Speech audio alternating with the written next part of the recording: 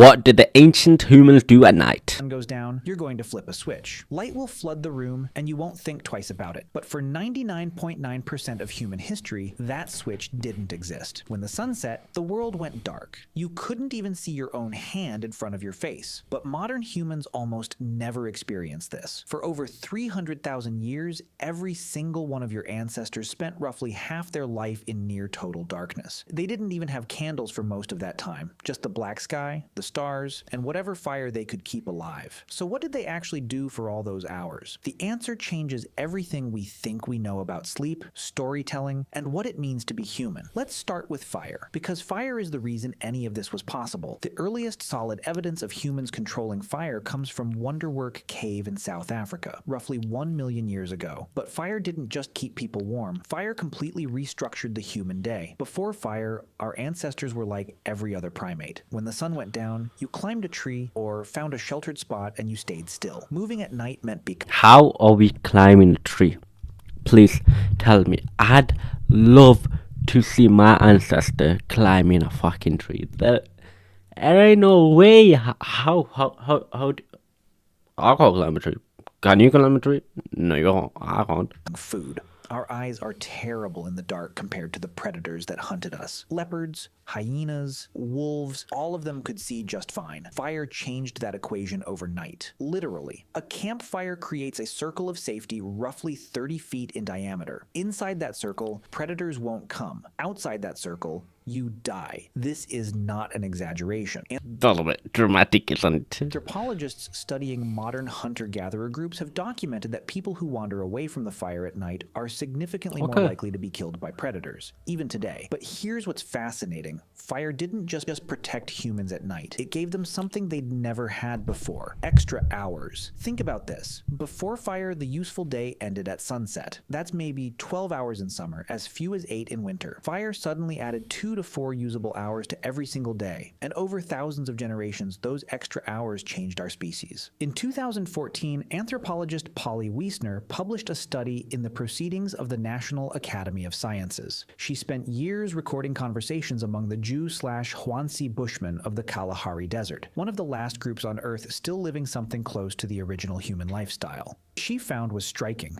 During the day, about 80% of conversations were practical. Who's hunting where? Which plants are ready? Complaints, logistics, economic negotiations. Daytime talk was work, but at night around the fire, the entire character of conversation changed. At night, 81% of conversations were stories, tales of people in distant places, adventures, myths about the origins of the world, jokes that made the whole camp laugh. Wiesner argued that firelight conversation is where human culture was born. The campfire was the original theater, the original classroom, the original church. It's where humans learned to think beyond the immediate present and imagine things that don't exist yet. It's where we became us. But the night wasn't just about stories around the fire. There was something else happening, something that scientists only rediscovered in the last 30 years. You were not designed to sleep the way you sleep right now. In 2001, historian Roger E. Kirch published a paper that...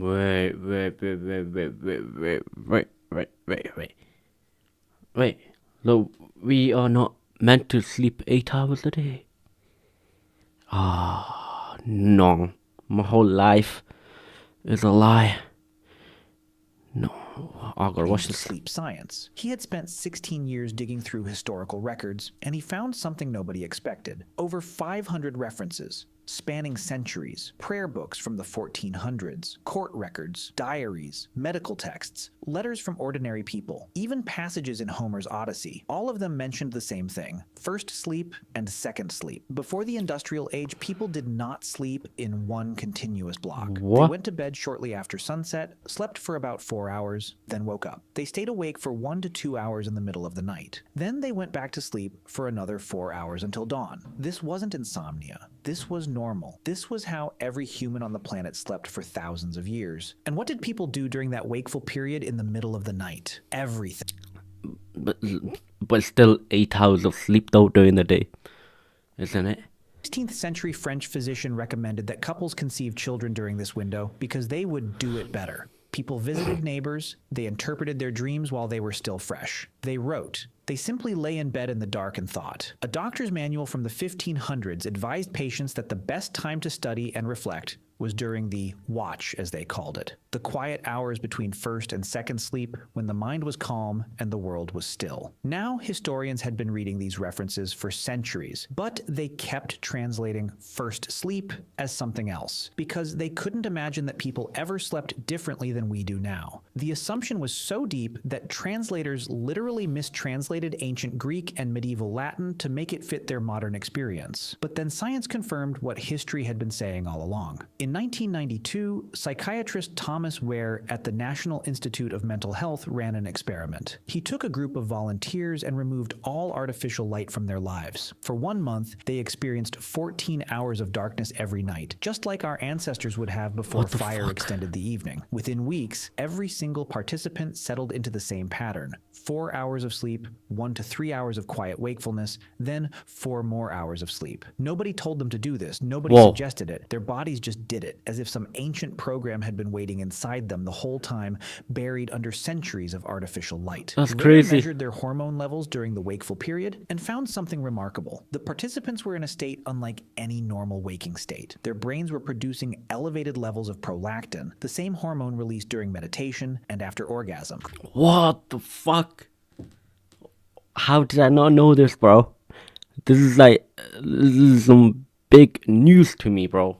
What the fuck? Yo, this is sick. Described feeling peaceful, reflective, almost meditative. It wasn't just a gap in sleep, it was its own distinct state of consciousness, one that most modern humans have never experienced. So what killed it?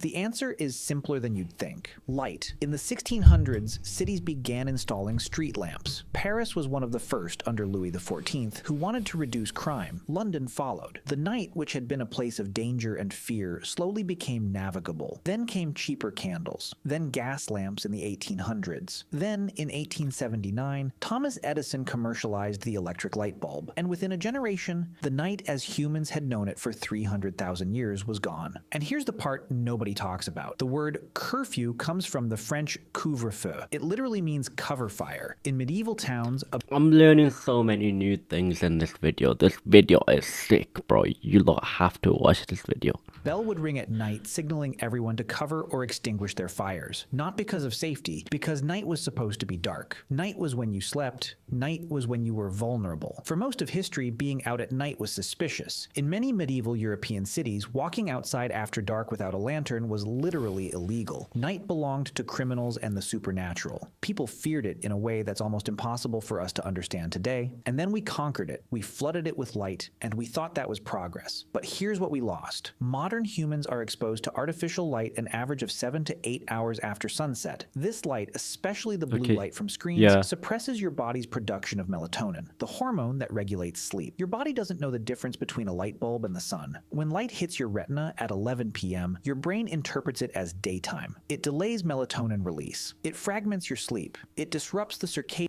So basically, my brain is dumb. It is dumb. It can't tell the difference between a light bulb and a fucking iPhone.